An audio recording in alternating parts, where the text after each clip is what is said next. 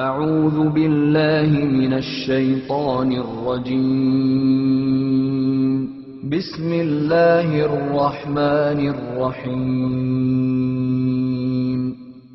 According to most biology textbooks, fossils show the gradual development of life from simple to complex over hundreds of millions of years.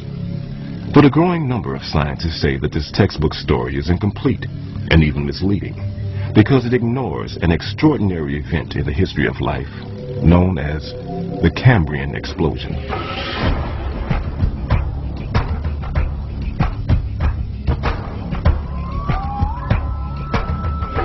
The Cambrian explosion is a term that refers to the geologically sudden appearance of all the major, or most of the major groups of animals at about the same time, geologically speaking. Most geologists date the Cambrian explosion at 530 to 520 million years ago.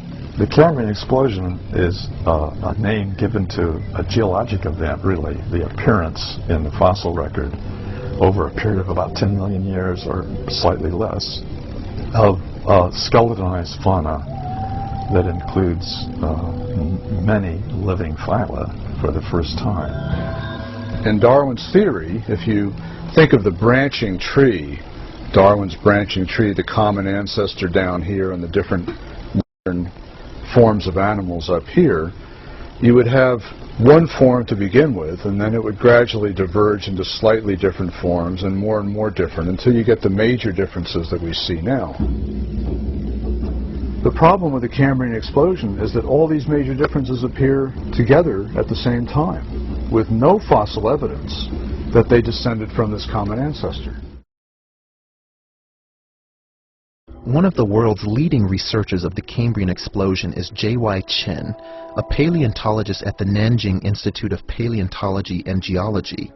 Chen's discoveries in the fossil beds in Shenzhen, China, have rocked the scientific establishment. According to Chen, the fossils he's found turn upside down Darwin's tree of life. Darwin's tree reverse constitute very unexpectedly. Our research is convincing the major phyla starting down below at beginning of Cambrian. Base is wide, gradually narrow, so this is almost turned on different way.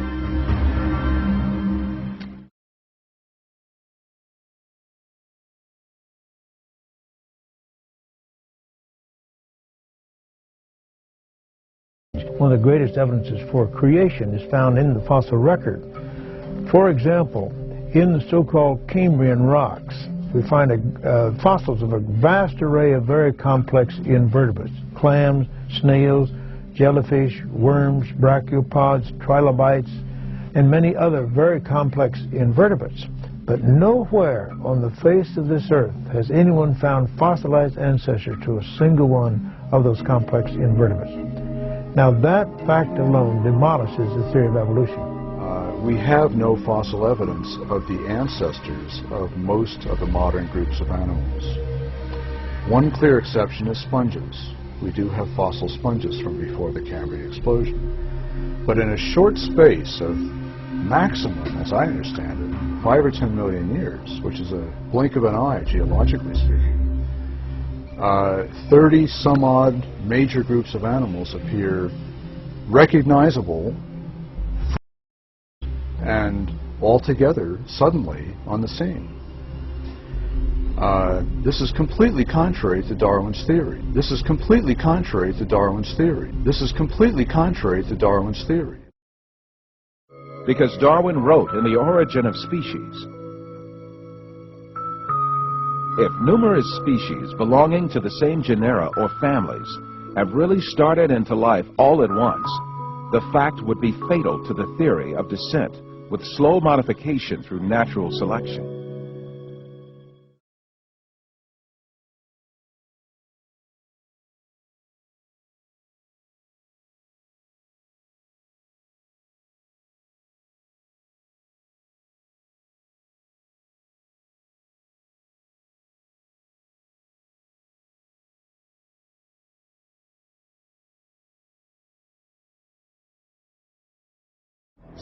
Despite all these facts, these skulls are still presented to the public through the media and in some evolutionist textbooks as if they were scientific facts.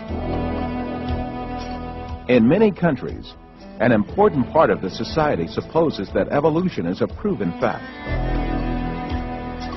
A great deal of this so-called evidence of evolution, much of which has been dismissed by evolutionists themselves, is still presented to school children in their textbooks, where they are depicted as the ancestors of man.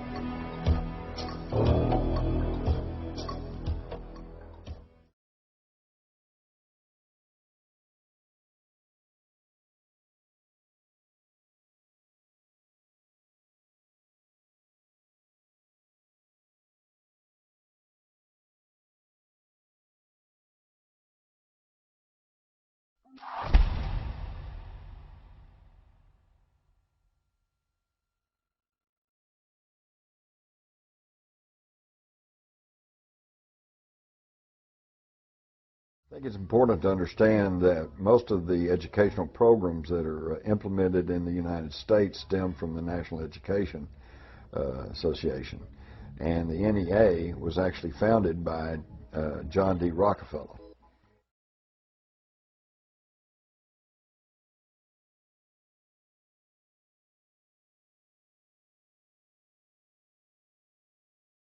You can also symbolize the structure as a spider's web, with a spider in the center and different strands, different organizations, different secret societies.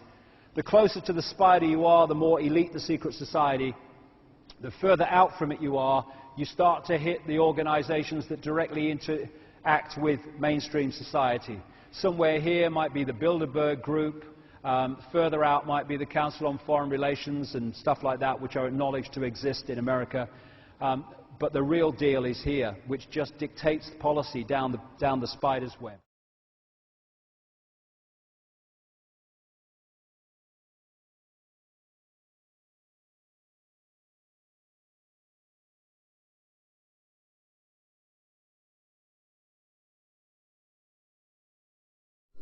If you can look at Darwin as a theory, it is a theory that should be taught in our schools.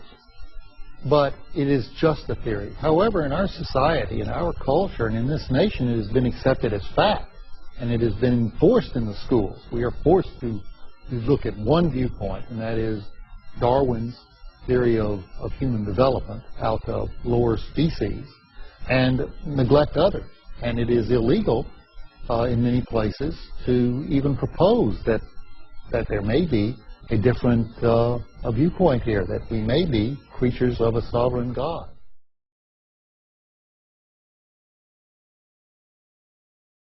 It is now Darwin's theory of evolution that is protected by law, with all other views being excluded. Naturalistic evolution has been enshrined in the nation's public schools as the only acceptable theory of human origins. It is protected by the courts to such a degree that one judge ruled that a school district in Dover, Pennsylvania could not even inform students that there were scientific challenges to evolution or direct them to critiques of the theory.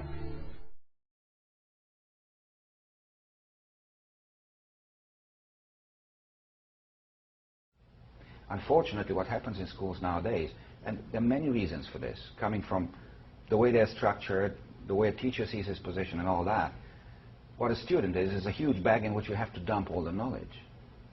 No. What you should do is train that student to think.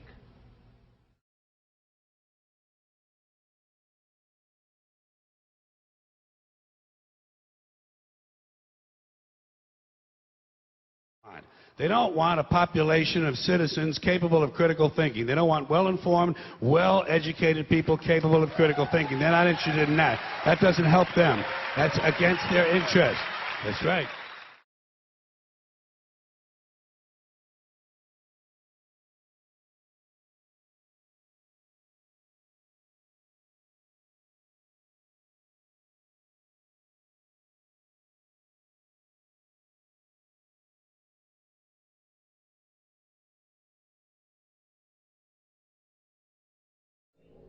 If you